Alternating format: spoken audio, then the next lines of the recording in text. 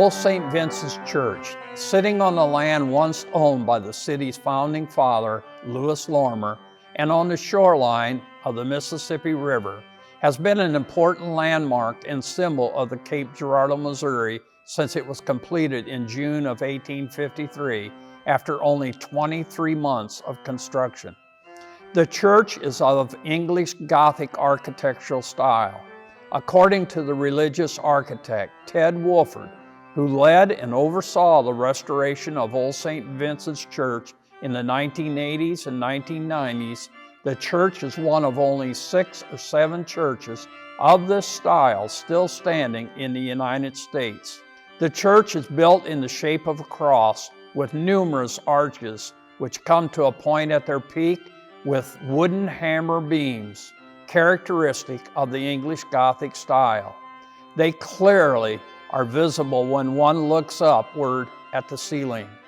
The use of hammer beams by our young religious architect, Thomas Walsh, and the local contractor, Joseph Landsman, permitted the church to be built using shorter wooden beams, which reduced costs and, most importantly, provided the openness felt inside the church while simultaneously supporting the roof.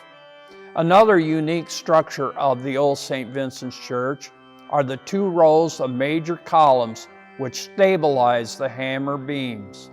Although the columns give the appearance of being marble, they are made out of plaster encasements which have been skillfully painted.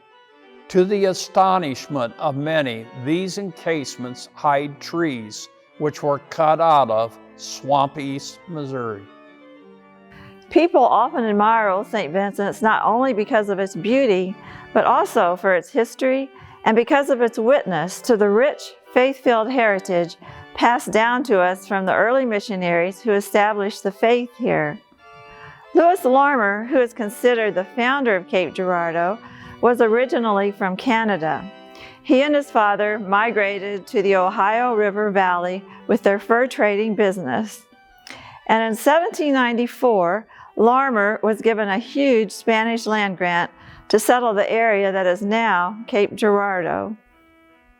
The Catholic faith that motivated the building of Old St. Vincent had its humble beginnings in Lorimer's fur trading warehouse. There, a Vincentian priest named Father Timon would come on horseback from Perryville, Missouri, 30 miles away, to celebrate Mass and minister to the flock. Father Timon's dynamic personality drew many local area residents, both Catholic and non-Catholic, to his services in the warehouse. Now, 169 years later, Old St. Vincent's has survived the Civil War, 2 lightning strikes which burned the steeple, and massive Mississippi River flooding of the city. Then in 1975, when St. Vincent's Parish relocated to the newer section of town, Old St. Vincent's faced its greatest challenge, the threat of abandonment and demolition.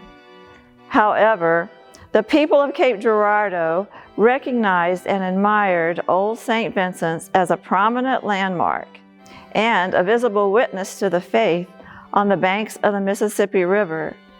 They mounted a courageous effort to save the church. After much to do, the people of Cape, on their own, raised the needed funds for the restoration, and the exquisite refurbishing began. In 1982, the church was put on the National Register of Historic Places.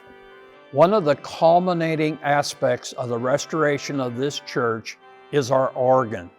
It is a Chance pipe organ. It was built in Orrville, Ohio. It is a 21 rank organ, and it was installed in 2002 at a cost of $270,000. The inclusion of the organ, along with the church's restoration, really provided a great impetus and inspiration to Cape Girardeau. Old St. Vincent's restoration has served as a powerful community-wide inspiration to the preservation of many other older structures in Cape Girardeau. It is a religious cultural center, and it is supported by parishioners from approximately 75 households who attend Sunday Mass and by beautiful weddings which are held periodically on Saturday afternoons. Guided tours of the facility are also available and are especially well received by the patrons of the river boats which visit Cape Girardeau in the summer. Old St. Vincent's is not only known as a Catholic church, but also known as a chapel of ease.